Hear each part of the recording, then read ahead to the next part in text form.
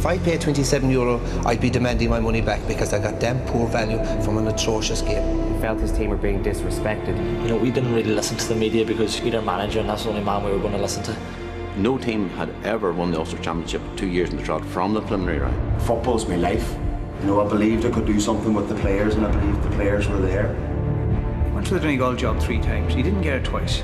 That just shows you his passion for Donegal football. He didn't throw in the towel. He wanted that job. One, they were fearful of his methods. His methods were novel and controversial.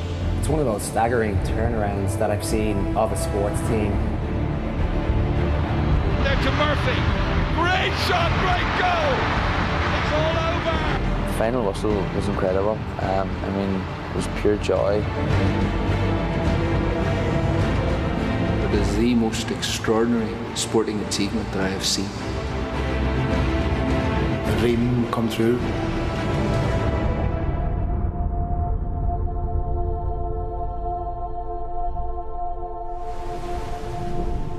This is the story of one of the most intriguing and controversial tacticians of Gaelic football, a man who created a system that would grind the defences and pulverise the attack of Ireland's most legendary teams, breaking a losing streak of nearly 2 decades. A campaign that would culminate in an epic showdown at Croke Park, and a reputation that would win Donegal manager Jim McGuinness one of the top professional posts in European sport. In November 2012, Jim McGuinness was offered the job of performance consultant at the Glasgow Celtic Academy. He's an excellent man, he's an intelligent man, and he's been very successful in his own sport, and we are delighted to have brought him in. On the 20th of September 1992, Ulster champions Donegal defeated the highly fancied Dublin to claim their first ever All-Ireland win, the greatest achievement of their entire footballing history. In there challenging, comes down here, and it's hit off the post from James McHugh. Martin McHugh fires it over the bar. It was the very least that attack. Mark was 2 when I won the All-Ireland. We put him into the cup. We took him out on the tour of that him in the bus. I think when he was just coming back into Kilcarry, he fell asleep. Still Martin McHugh drawing 4 Dublin defenders to him. It seemed the team had finally come of age, but it was not to be. For the next 19 years, Donegal would fail to win a single major championship. It's all over. Donegal have lost their Ulster and All-Ireland titles. Is Shane Carr, this is a chance. Oh, yes, a goal! Graham McInnes brought me into the panel when that year we got to Croke Park. There was 80,000 people at it, Donegal versus Armagh, and I thought this is going to happen every year. And it's a red card. Oisin McConville, chipping this over the bar. Jim McGuinness is having a word with Raymond Sweeney, who was obviously devastated. I thought, I'm only 19, there's going to be plenty of days, and as the years went in, it was, we still had no Ulster Championship. And that's over the bar. We started to doubt whether there's something genetically wrong with them. Was there something wrong in the Donegal makeup that they couldn't win, an Ulster title? There was that brand over us that we were the party boys. We messed about and we just didn't take it to sea. We didn't respect the jersey. In the summer of 2010, Donegal would reach their lowest point. Armagh gave us a bit of a tanking up there. Clark has the chance and Clark scores! They might have beaten us by over 12 points, if I can remember rightly. People weren't happy with the way we were performing, and rightly so. Confidence of the team was at an all-time low, and probably thought some of us were getting up, our careers were moving on, and we weren't getting any closer to winning an Ulster medal and that. Very insipid Donegal, who were quite listless at times. When you have those sort of defeats, it is very demoralising, and you go in, you start to question yourself as a player, and you're thinking to yourself, well, am I really good enough to compete at this level? I was going through the motions there for a good few years, and I decided to head off to London. I remember leaving Crossmaglen that day in 2010 and just wondering, where do we go from here? It's very clear that when Jim McGuinness initially applied for the Donegal job, they were frightened of him. His methods were novel and controversial. He had brought Glenties to a Donegal championship, playing very, very negative defensive football, but it won them a Donegal championship. There was a sort of sense of, well, we can't give you the senior job, but we'll let you take the under-21s. I suppose it was going to be the start of any other year with an under-21 team that we would, we would start training, and maybe a month before the competition would start. But I think we got a rude awakening with Jim that the preparation would go a lot deeper than that. Just kind of showed us that this man kind of means business. As things turned out, I mean, they won the Ulster Under-21 Championship, and then of course he brings them to an All-Ireland final. I think we were 2 points down with probably a couple of minutes to go, and we had won a penalty. Didn't have a best of games that day, but still was fairly confident that it might have hit the back of the net.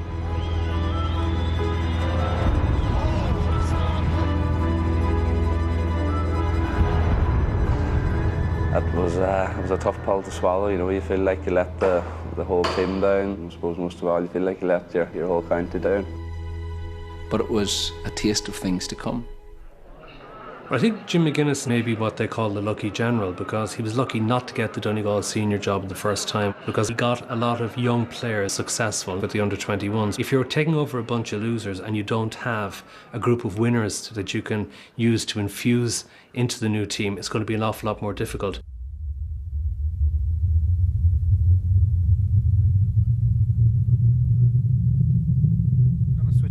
To Gaelic games next, where Jim McGuinness was last night confirmed as the new manager of the Donegal senior football team. He was the only candidate whose name was in the hat. That's not surprising though when you look at the work he's done at under-21 level, winning Ulster and being beaten late on in the All-Ireland final by Dublin. He replaces John Joe Doherty. Despite the under-21's defeat at Croke Park, Jim McGuinness's stock was through the roof. He was offered managerial positions by several other counties, but his loyalty remained in Donegal. Jim McGuinness and his family live in Glenties, where he himself grew up. His wife, Yvonne, is a sister of Donegal full forward Colin McFadden. Where's Colin? There's McFadden. Let's call him there. Coming off the back of the under-21 success, we had a great sort of a bunch of lads that were very, very enthusiastic. There's a lot made of management sometimes, but the bottom line is it has to come from the players. The seniors were a slightly different animal. It might come up that, I know I'm not playing well, I know the team's not playing well, and you start to think then about the disappointments that they had, and I suppose the psychological baggage, if you like, that they were carrying as a result of big defeats and big games, So I kind of knew early on that there was a different approach going to be needed. The thing about Jim McGuinness is he went for the Donegal job 3 times. He didn't get it twice. That just shows you his passion for Donegal football. He didn't throw in the towel. He wanted that job. When Jim McGuinness took over, there was a 4-hour meeting in Downings. From what I've been told, they were convinced that they were going to win an All-Ireland.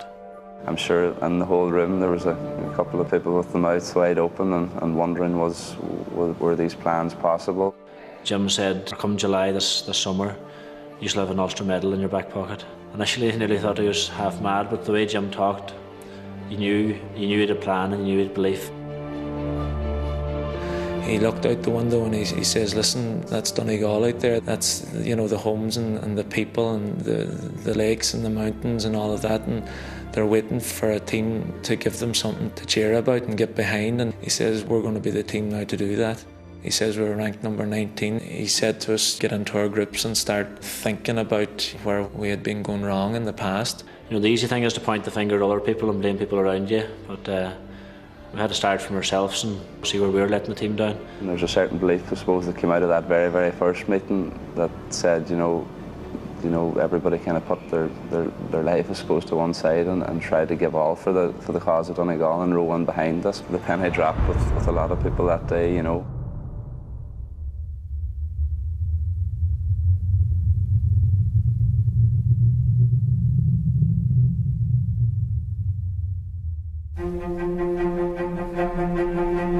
And we've put in a heavy couple of months pre-season this first year, and it was amazing. 7 o'clock he starts in the morning in the gym, and I don't think one man missed one session. Jim, had a plan that he was going to try and get us fit, and players were going to make themselves bigger or stronger, faster. I was at one of their training sessions, and it was the most grinding training that you could, imagine. It was brutal. I remember we used to come home at night and you just go straight to bed to be that tired, and you're not able to sleep because you're that sore from training. Just repeating the same drill over and over and over and over and over again. The purpose of it was clear. Jim was breeding out of them habits of a lifetime. It's exactly the same with Jose Mourinho, anyone like that who's an innovator.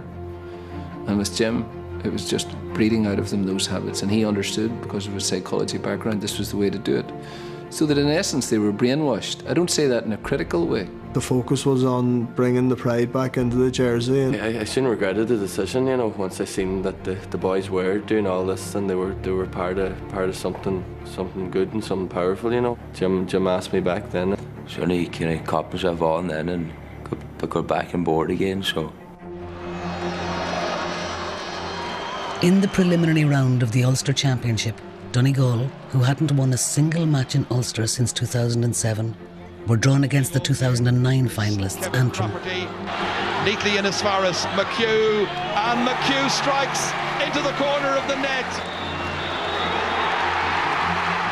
Jim McGuinness, the new manager, has come in and got a first championship victory for Donegal for 4 years. It finishes at Ballybough. It was an awful game of football. You had all the symptoms of modern day football. If I paid €27, I'd be demanding my money back because I got damn poor value from an atrocious game.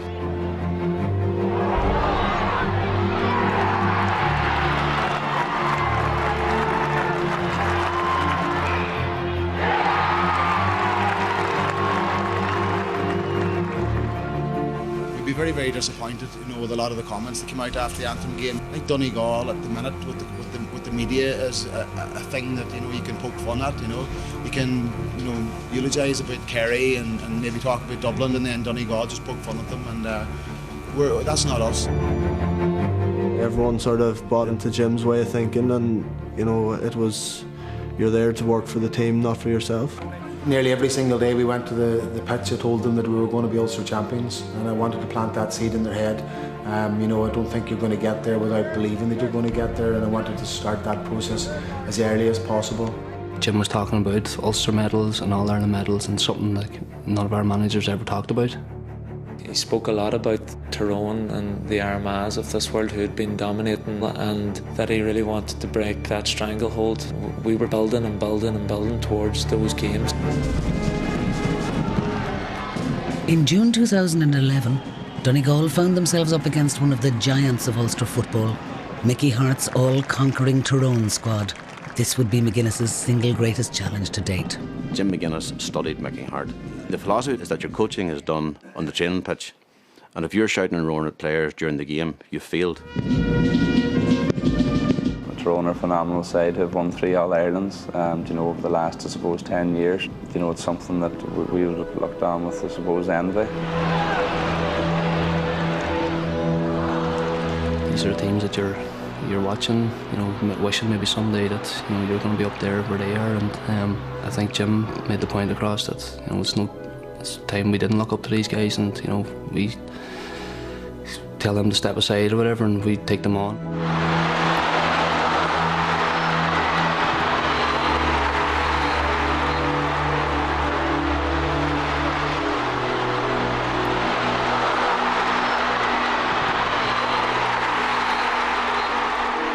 Massive victory over Tyrone psychologically, because Tyrone were like the Kerry of the North and were absolutely dominant in Ulster. I don't really feel that the players going into that game believed they could win it until the final whistle was over. That was a big moment for us, you know, to break that stranglehold. It gave us great belief in ourselves. Donegal's first Ulster Final since 1992. The stakes were high. The big thing for us was trying to win an Ulster Championship. We had been in a lot of dressing rooms down through the years when, you know, we really wanted to get over the line, the Ulster Championship. There's a great hype about Donegal because we've, you know, they actually thought, you know, we hadn't won one in 19 years.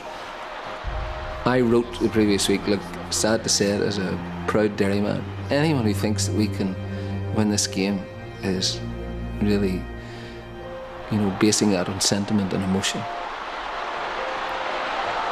All things being equal, the best system will triumph. It will beat superior players. That's what the British Olympic cycling team have done, for example. Over the last 8 years, their methods have become so superior that their system rigs the game. That's what Jim did with Donegal. We came in the Ulster Final day to Clonus. The game was totally rigged against us.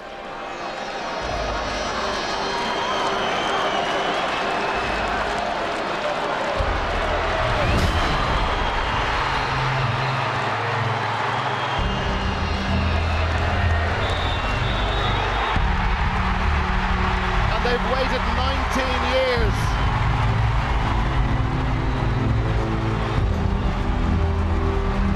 In that moment, I sort of felt that 2002 and 1998 and 1993 were disappearing to an extent, and all that hurt that was carried for them years was disappearing. Donegal have been after this for such a long time, and McGuinness is the man who's done it for them. Donegal are Ulster champions for 2011. And the scenes after that game, like, what did everybody flood onto the pitch?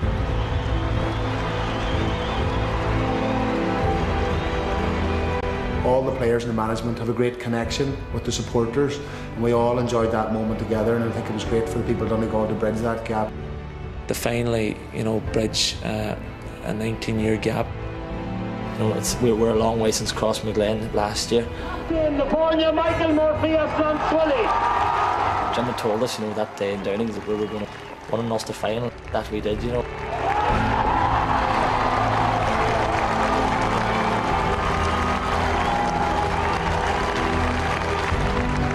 last time the Ulster Cup was lifted by a Donegal captain, Michael Murphy was just 2 years old.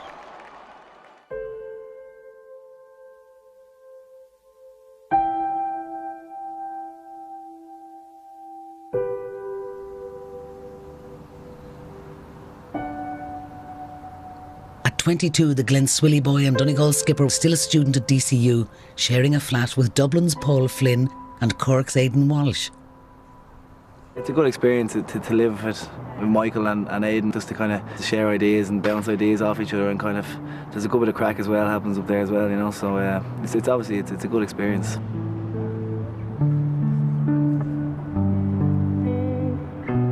When you wear a Dublin jersey or a Donegal jersey, you're obviously just fighting for them teammates around you, and whoever's in the other jersey doesn't really matter at that stage. That friendship kind of goes out the window for that hour and a half.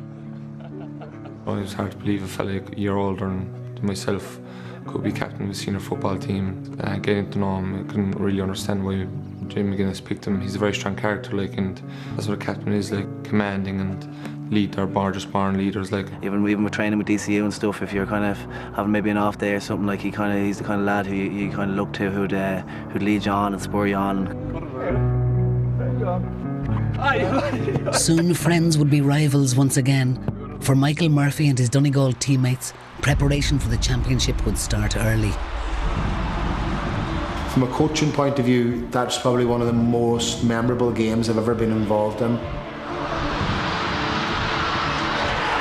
In July, as they faced Kildare in the All-Ireland quarter-final, a sterile first half gave way to what would be Donegal's most extraordinary clash to date.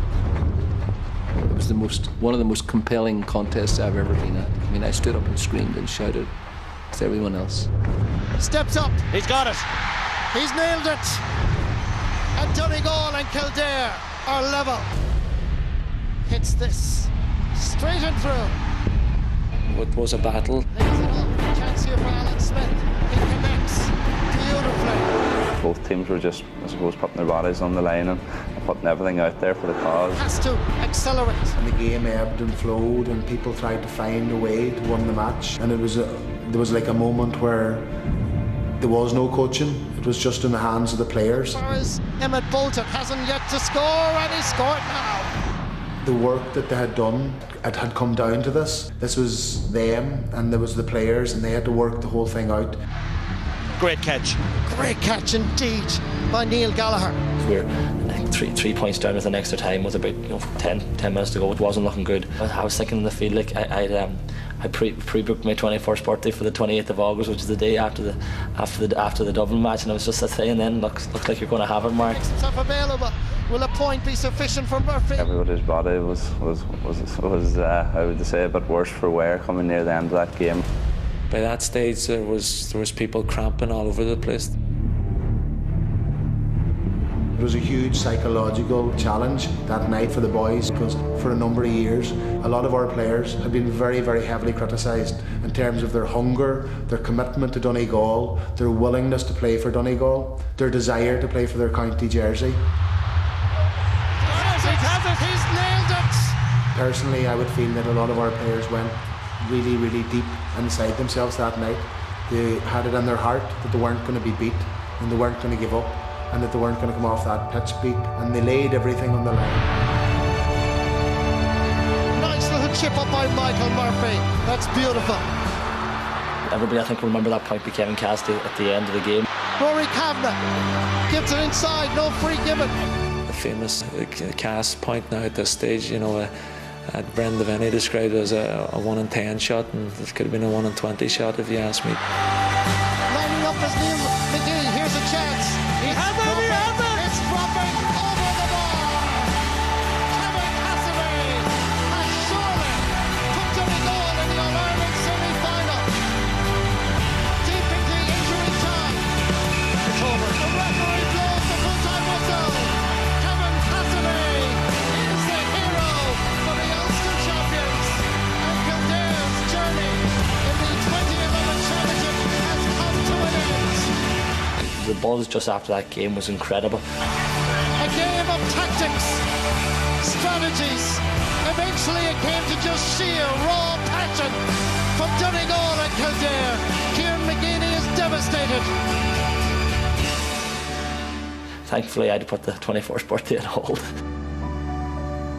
It was a great moment for the whole group, and when you go back into that dressing room and people are looking around the room and looking at each other, and to know that everybody was together on that and you get over the line, it's a great, great moment for them group of players, and it was a very special night in Croke Park.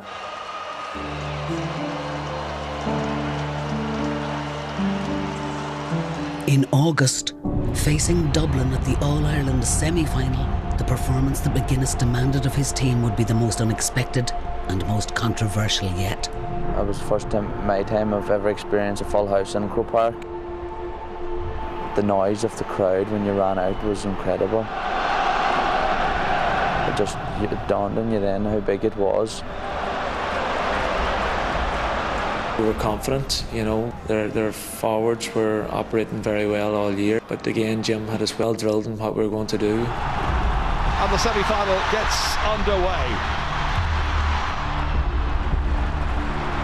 It was jaw-dropping to witness, 14 men behind the ball. Colin McFadden was their sole forward, and none of us had ever seen anything like it.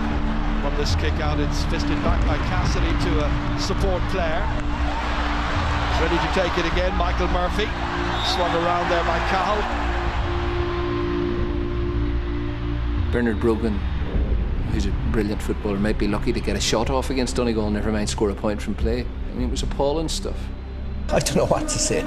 I don't know whether to laugh or cry. Nobody to aim at, absolutely nobody. Well, they talked in the build-up of this about parking the bus across the defence. Sure, they've brought the fleet with them, both teams. It's terrible to look at, it really, really is. Bit of a shambles. We were playing the game to the rules of the game. It was just, I'd say, a bit negative maybe. I've seen the apocalypse there in the last 38 minutes. Remember that tribe in Iraq, the Shiite tribe? Well, we've watched Shiite football. The reason that people thought Donegal played shite football against Dublin last year was because it was shite. It's all about stopping. That was an awful game to watch. They were booing after 15 minutes and people were close to walking out at half-time. It was the audacity of Jim McGuinness. You were just watching, is he seriously doing this? We wanted to just win games and win them with, any means possible. We weren't going to change because supporters didn't like it or, the media didn't like it. He's gone, it's a red. It almost proved successful for him, in the last 10 or 15 minutes that game was there for Donegal. Had the Dubs. 10 minutes into the second half, the Dubs were gone. Regardless of what anyone says about the Dubs rallying at the end, it was because Donegal didn't finish them off. And as the game wore on, they became more and more hemmed in. But the reality is that it stank the place out. It was horrible to watch. There's no question, but we wouldn't get away with it down here. I wouldn't be long getting bata agus bóthar if I tried to adopt a similar style in Kerry. It's about getting to the final. It's about getting there on the 18th of September. Kerry are there, Dublin are there. It was a massive kick in the teeth for us that day. Anybody out there who says, oh, the media jumped on that, everybody jumped on it. I'll tell you this, I was talking to people from Donegal who were ashamed afterwards. They were embarrassed. People were coming out saying, oh, Jesus. He came under such personal pressure for the way they were playing football. It left everybody thinking, well, that's all they can do.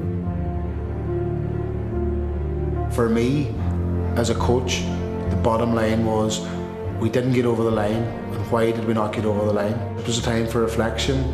We had had a great journey, but ultimately we had fallen short. Even in defeat, the Ulster champions had become the team their manager always believed they could be: disciplined, coordinated, utterly focused. But the commitment and loyalty McGuinness demanded of them was uncompromising, as one star player would soon learn to his cost.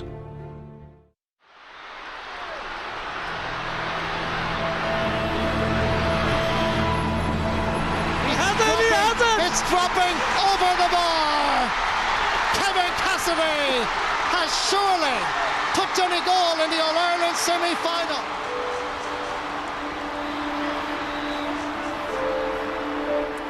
Well, now, just a couple of months ago, Donegal defender Kevin Cassidy was performing heroics for the county in Croke Park. This week, however, he's been dumped off the Donegal panel following his contribution to a book, This Is Our Year, in which he gave a behind-the-scenes account of their championship campaign. Did he cross boundaries? Kevin Cassidy, who ultimately felt the wrath of McGuinness. He felt that he had to make a statement by doing this. It doesn't matter how big a name you are, if you don't do the right things, you're not going to be involved in the setup. There is a steeliness there. It's born out of his belief that when he organises a system, you must be fully and utterly committed to the system, and if you're not, then you're out. Alex Ferguson bombed out players over the years, players who were regarded as essential to Manchester United. And I'm sure there were many people in Donegal who were saying to Jim McGuinness, look, bring Kevin Cassidy back, he's a fantastic player. But the rule had been set down by Jim McGuinness. He wasn't going to have an exception. And I suppose that then would have also told the other players that they had to continue to adhere to the rules, or they too, no matter how good they were, could have suffered the same fate.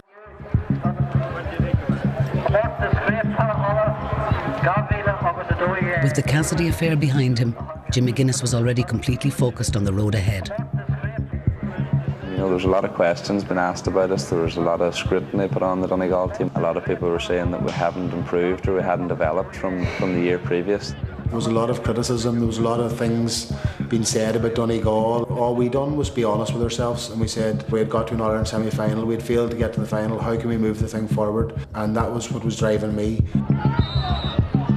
As a coach, the bottom line was we didn't get over the line, and why did we not get over the line? It's that clinical, that's just coaching, it's part of the process, 2 steps forward, 1 step back. We had put a lot of work into developing our offensive play.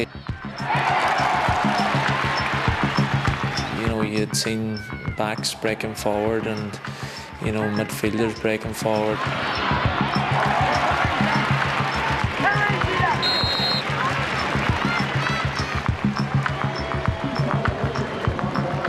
But I think it was that day against Derry that really people did start to take notice of this team.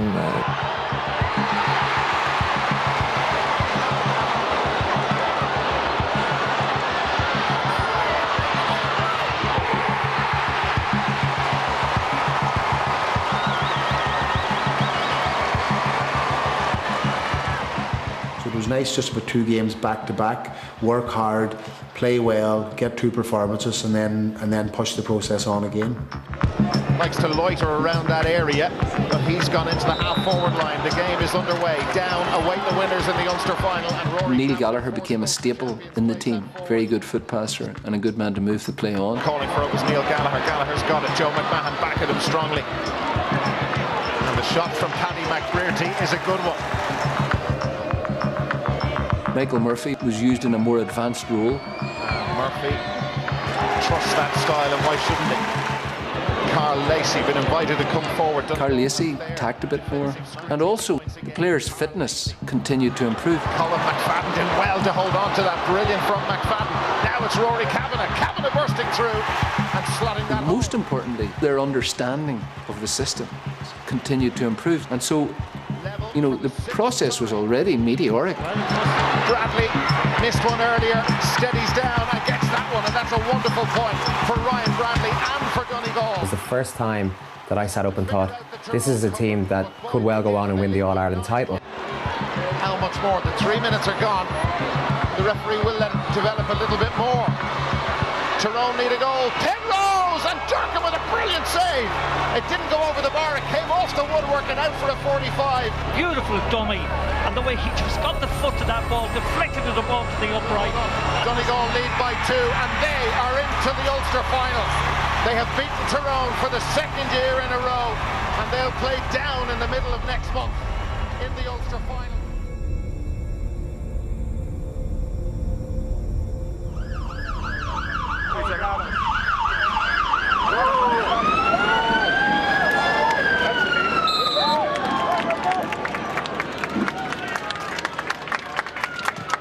No team had ever won the Ulster Championship back-to-back from the preliminary round. Jim McGuinness, however, had set his sights high. Thundering forward here, laying it off cleverly, and it's in the back of the net, and it's Frank McGlynn who's got it. First time ever to score a goal in the championship, and what a time to do it. 2 clear goals between the teams. 50. Relentless now at this stage. Christy Toy, McFadden. And McFadden has already got 3. Francis getting another one, and the umpire waves the white flag. Jim McGuinness, Rory Gallagher, Ryan Bradley and all the rest celebrate. It's all over at Clonus, and this Donegal team has achieved its own bit of history, winning the Anglo-Celt Cup for the 2nd year in a row, something the fans have never seen them do before. A Donegal team with renewed belief in themselves. In just over a year, McGuinness had achieved what once seemed impossible. Donegal were now the undisputed kings of Ulster football.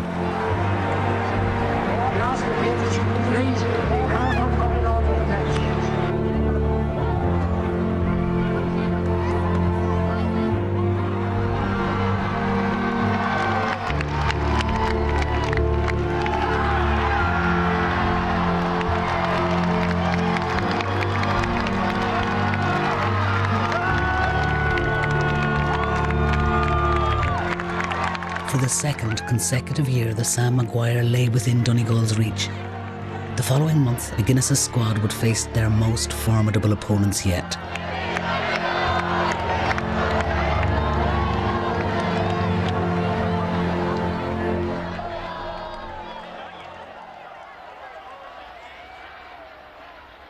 We knew that there was only 3 possible ties we could get, and we couldn't get to the Kerry game, so we went to the other 2 games, and lo and behold, on the way home in the car when we were tuning in to the draw, we ended up drawing the only team that we didn't see that weekend.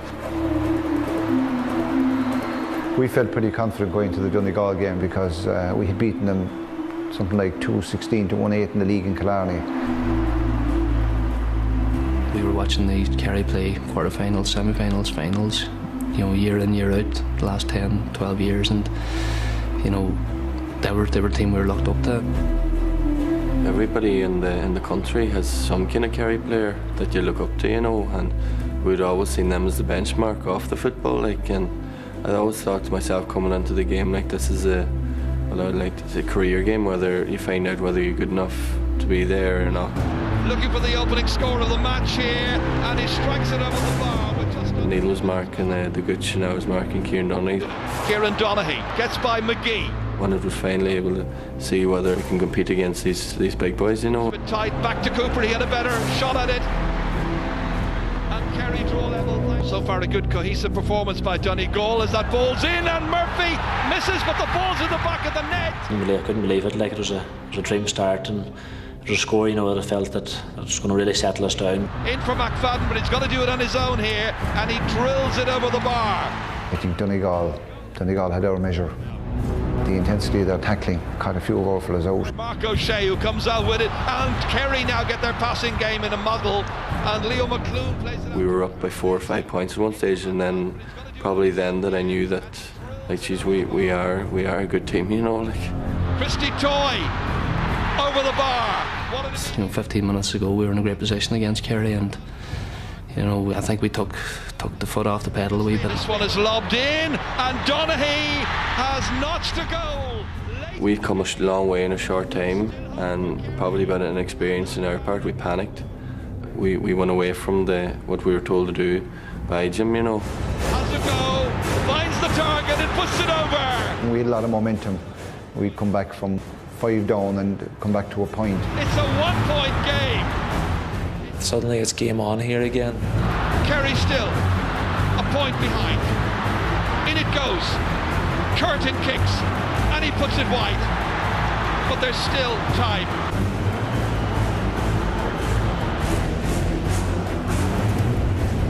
At that moment, it was a kick out.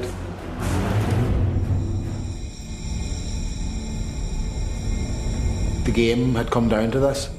It had come down to this moment. Thankfully, Rory got his hands on the ball. Reaches, can't take it. Instead, it's Rory Kavanagh. Just thought I had to take the chance and go for it because it was now or never. Honest Forrest Carol Lacey, and Lacey can seal it here, and probably has. And that was it. That was the deal was sealed. Carol Lacey, the 27-year-old from the Four Masters. He took a chance. He had a bit of courage.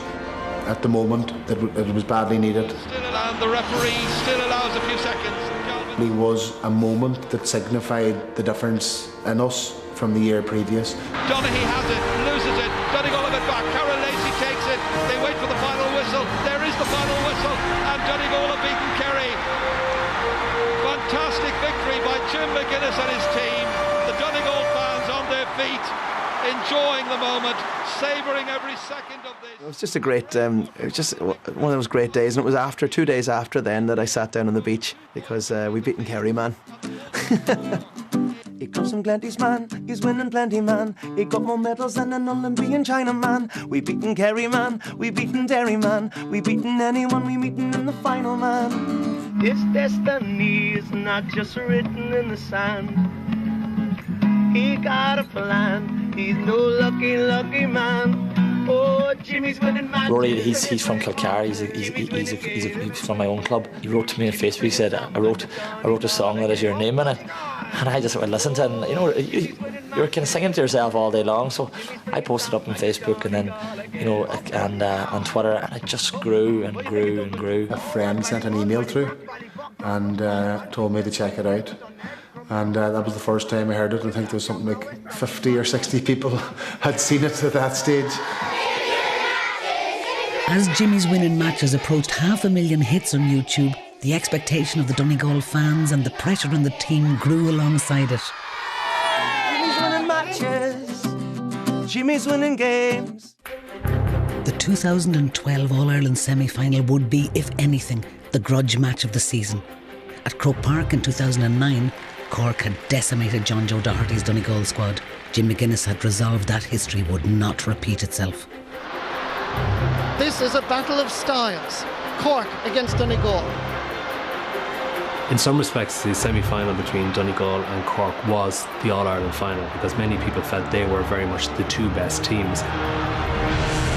Only 3 years earlier, Cork had hammered them. A lot of the media had felt that maybe this was one game too far for Donegal. Those thoughts were constantly being put into your head by the journalists. Cork have appeared in 7 of the last 8 semi-finals. They won in 07, 09 and 2010. This is Donegal's second semi-final in a row. It was the biggest Donegal support that you ever played in front of. Just when you looked up, it was just all green and gold. You didn't see much red about it at all. There is a wonderful atmosphere here in Croke Park. This is it, a test of skill, passion, tactical awareness and the will to get into that All-Ireland football final. The outstanding thing for me of that game, the standing memory, was Neil Gallagher's performance. Oh, great catch by Neil Gallagher. Lays it off to Carl Lacey. Lacey heading towards the 20. He's steadying himself. It was real ding-dong battle. Cork are really showing what a quality team they were. They're kicking some fantastic scores. Over the bar, good score. I think we might have got 2 late scores at the end of that half to one point up. Hands up top, and look at that. And at half-time, Jim was quite angry with us, and he said, listen, we need to get back to what we were doing in previous rounds. So a lot of people commented on Donegal come strong in sort of the first period of the second half. Michael Murphy stepping aside from the challenge mark. McHugh gives it back to McFadden. Oh, it's a thing of beauty. Frank McGuinness up the left wing, and I think he checked back onto his left foot and he kicked it and went over the bar, and I thought, Frank scored with his left foot today, it's definitely going to be our day. It's 10 points to 7. I felt that the game was being played on Donegal's terms. That was their real strong point all the year. They forced teams to play on their terms. No, in fairness, Donegal, they really stepped up a notch, and it was probably something we weren't used to all year. We actually probably got frustrated in the second half, and we started doing things that we usually wouldn't do. Kieran Sheehan having a go from way out. Not a great ball for Colm O'Neill, but he gathers it. He's inside. He's there. He's almost there. Comes back up the crossbar. Hot break for the Cork team. Same as the Kerry match, we got a 6-point lead. Looked as if we'd done enough, and then all of a sudden there's a goal, and then it's hearts in the mouth stuff again. Colm O'Neill is inside. He scored a goal.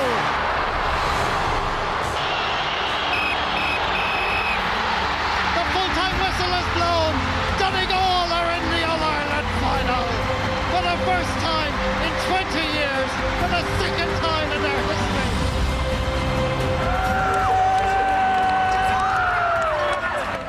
He walked onto the pitch and he raised his hand, and it was almost messianic. It was like a black power salute, and the place went crazy. You were just crying. There were shivers in your back as a Donegal person. That was as good as a final, and they'll never forget that day. This was samba time in Donegal. The song was out. All this was going on, and somehow he managed to keep the players' emotions calm, to keep himself calm, to keep sticking to the same routine that they'd always done. On the eve of the All-Ireland clash with Mayo, as every football fan worth their salt took to the streets of Donegal, the team was back at camp, rehearsing for the performance of a lifetime. It's just fantastic. I can't begin to tell you what it's like at home in Donegal at the minute. I would imagine if we're lucky enough to bring Sam home tomorrow, Donegal is shut down for at least a month. Come on, Donegal! We're going to get Mayo with a boot! I suppose there's a lot of links also between Mayo and Donegal, with people working in opposite counties and things like that. It's not for Kerry, Pat, so stick her up there! Mayo, you'll never beat us!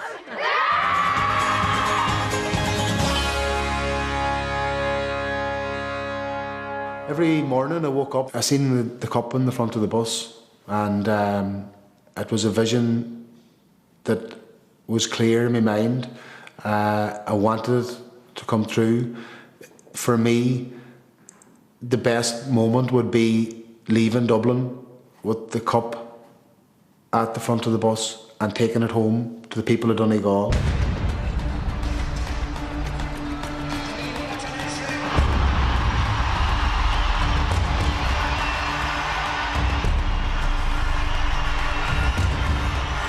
At 3:15 on the afternoon of September 23rd, 2012, destiny beckoned as the greatest chapter in Donegal's footballing history finally began.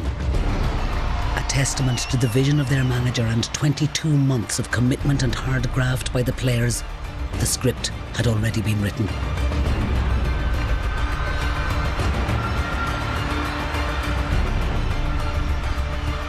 Focused as never before, the team that Jim McGuinness had forged in less than 2 years was synchronised, single-minded and seemingly unstoppable.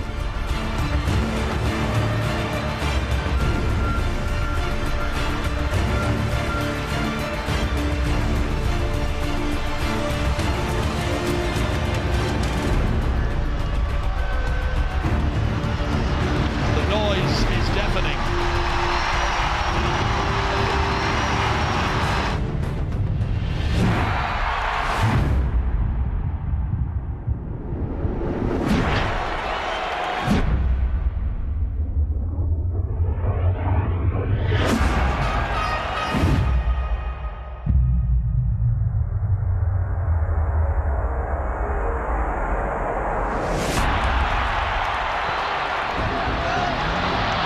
controlled here by Carol Lacey. If you give a ball like that to the man-child, there's only going to be one result. Beautifully in there to Murphy. Great shot, great goal!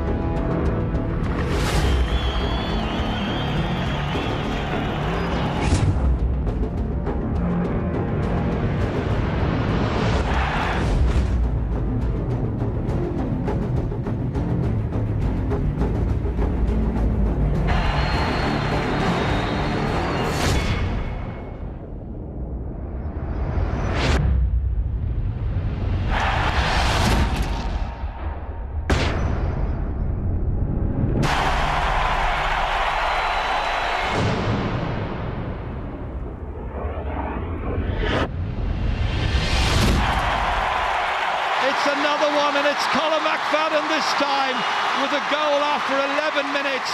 But the game was far from over. After a brilliant opening act by the Ulster champions, Mayo would surge back. And that's exactly what the game has required. Michael Conroy is working across that line from right to left, and he's keeping Neil McGee on his toes, and he's getting in timely shots like that, and he's put it over the bar. And it's a very good point by Michael Conroy. Last few seconds then of this first half of the All-Ireland Football Final. Recycled once again, back it comes here towards end of Barley, kicking under pressure and putting over the bar.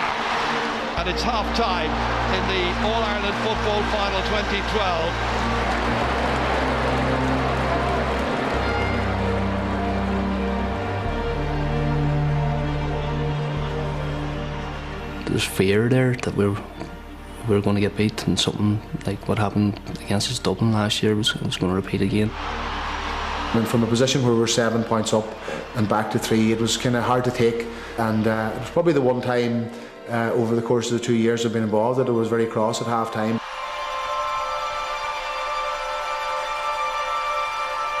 Jim rarely gets cross now, but when he does, like, it's an intimidating scene.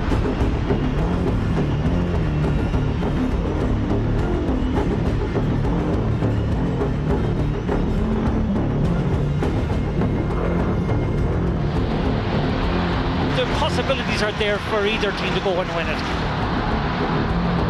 As being in the 3rd minute, this one high up into the air and between the posts and over the bar. Advancing, hitting with some difficulty, it's up into the air. Oh, lands on the netting and goes over the bar.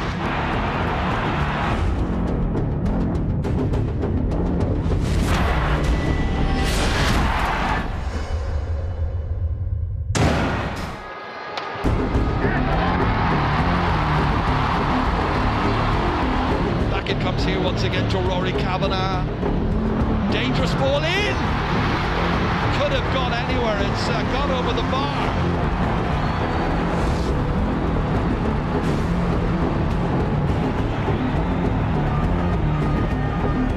Donegal were now minutes away from winning their first All-Ireland title in 20 years.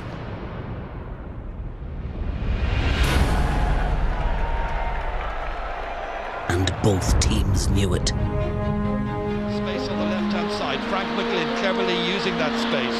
Back in again, it comes towards him. Beautifully constructed, neatly choreographed, and finished by Neil Gallagher, knocking it over the bar. 15 seconds to go. Referee's looked at his watch. He's going to play at least 3 minutes.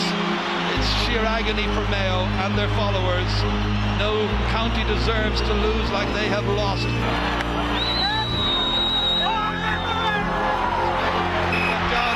It's all over, and Donegal are the All-Ireland champions. Just the feelings took over, and I ran straight over the hill 16 because they were going absolutely bonkers.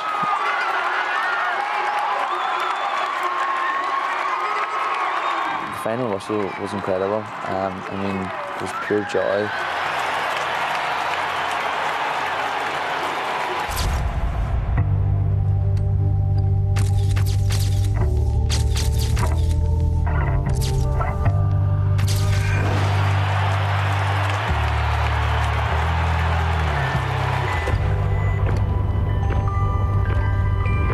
It's the best feeling in the world ever, to be honest.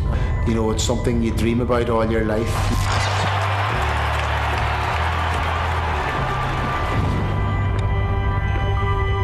And to be able to share that moment with them is just a really special moment. We're lucky that Jim was big enough to ask me back. You know, I could have been very easily sitting in the stands singing Jimmy's winning matches, you know. It was just brilliant to be part of it, you know, and so easy could have went another way. And this trophy, the most famous trophy in Irish sport, is going back to Tyrone. To see Sam Maguire up there and it was all shining and wanting to just lift it, you know, that was one of the feelings that came over, and finally I got the chance to lift it and see the people of Donegal, I suppose, put up their flags and then cheered on was nice. 2012, Michael Murphy from Glenswilly, only 23 years of age, takes the Sam Maguire Cup from Liam O'Neill. Donegal are champions! Champions for the second time, and very, very worthy champions. Celebration time at Croke Park.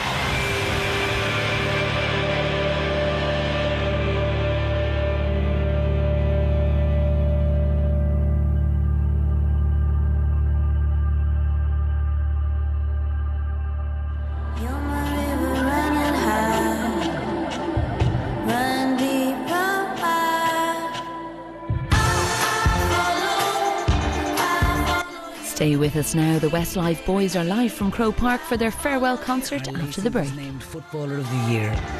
Colin McFadden was the top scorer in 2012, and Donegal went on to win 8 All-Star awards.